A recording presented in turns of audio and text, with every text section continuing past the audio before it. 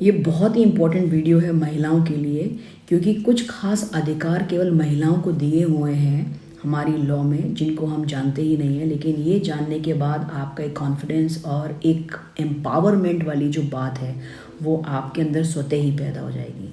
बिना time waste करे मैं आगे बढ़ती हूँ। सबसे पहला अधिकार है ज़ीरो एफआईआर का अधिकार। ज़ीरो एफआईआर का अधिकार क्या होता है कि आप कोई भी क्राइम किसी भी थाना क्षेत्र में होता है और आप उस थाने पे ही रिपोर्ट कर सकते हैं, क्योंकि उसकी सीमा क्षेत्र के अंदर वो क्राइम हुआ है।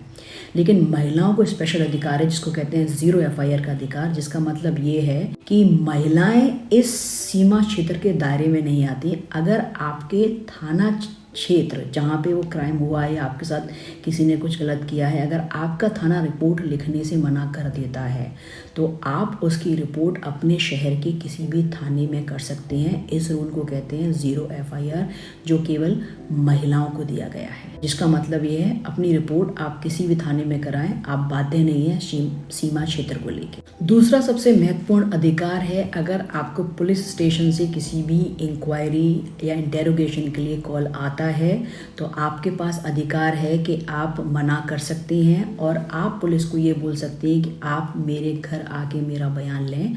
और वो बयान भी या वो पूछताछ भी महिला पुलिस का होना ज़रूरी है। उसकी उपस्थिति में ही कोई बयान या किसी तरह की पूछताछ हो सकती है। तीसरा जो सबसे महत्वपूर्ण अधिकार है वो है कि आप किसी भी समय सीमा की पाबंद नहीं है। ये विशेषाधिकार अगेन महिलाओं को दिया गया है कि कहीं भी कोई क्राइम होता है आपके साथ और आप 6, 7, 8 महीने, साल, 2 साल, 3 साल उस फैमिली की रेपुटेशन या किसी दबाव या आपकी उम्र उस लायक नहीं है कि आप उसको बोल पाएं, लेकिन आपको 3-4 साल बाद लगता है कि नहीं गलत हुआ, आप उस वक्त भी 4 साल 5 साल पहले हुए क्राइम की शिकायत कर सकते हैं। इसका मतलब ये है कि क्राइम की शिकायत एक सर्टेन टाइम में की जा सकती है, लेकिन ये महिलाओं के साथ ऐसा नहीं है। आप अपने साथ हुए किसी भी तरह की अपराध की शिकायत अपनी लाइफ में कभी भी कर सकती हैं। महिलाओं का जो टाइम पीरियड में ही आप शिकायत कर सकती हैं, वो कभी एक्सपायर नहीं होता। अगर किसी कारण से आपको थाने जाना पड़े, शिकायत करनी पड़े या किसी संबंध में अगर आपको थाने जाना पड़ता है तो आपके पास एक अधिकार है फ्री कानूनी सलाह लेने का अधिकार। आप पुलिस सेवा, वकील की सुविधा मांग सकते हैं जिसको पुलिस बाध्य है आपको देने के लिए और जिसके लिए आपको किसी प्रकार का कोई शुल्क भी नहीं देना है। तो फ्री कानूनी सलाह का अधिकार हर महिला को है हमारे देश की।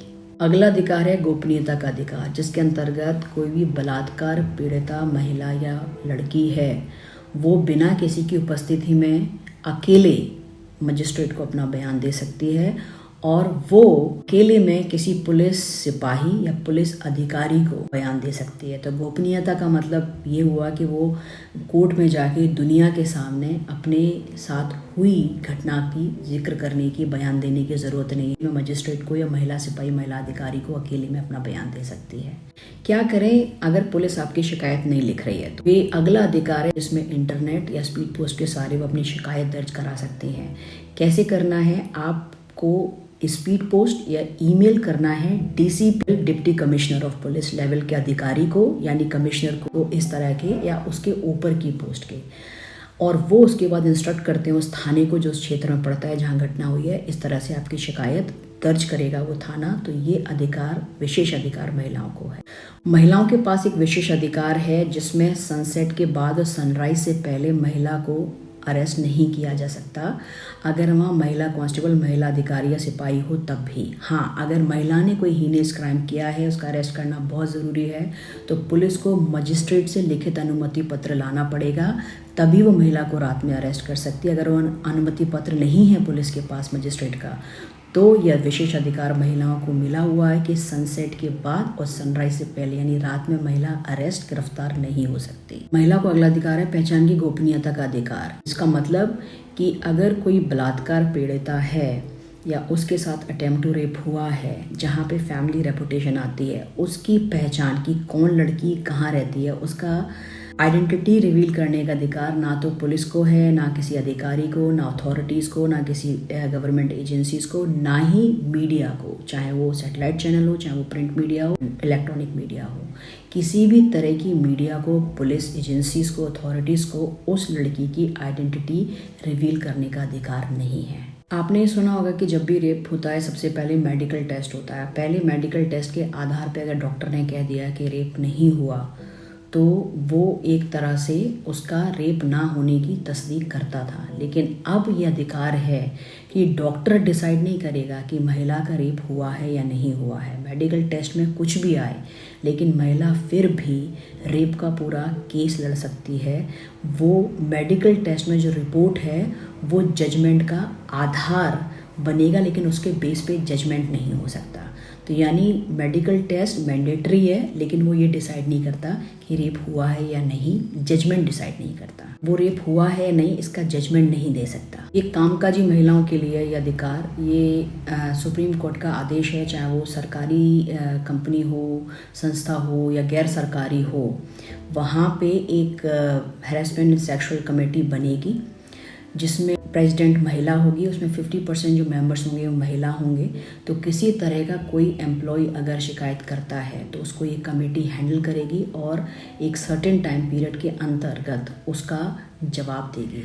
और ये हर कंपनीज़ में होनी ही चाहिए। तो आप ये देखिए कि जहाँ आप काम करते हैं वहाँ ये है या नहीं, कहीं वो सुप्रीम कोर्ट के आदेश का उल्लंघन तो नहीं कर रहे। और अगर इस तरह की शिकायत आपको है कि वहाँ इस तरह की कमेटी नहीं है तो महिला आयोग में इसकी कंप्लेन कर सकते हैं।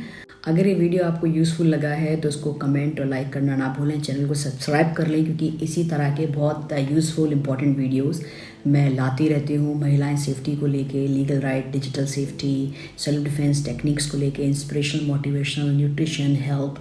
तो महिलाओं के लिए विशेष चैनल है और इसको शेयर करना ना भूलें तो आप जैसे बहुत लोग इस तरह की जानकारी का बेनिफिट उठा पाएँ।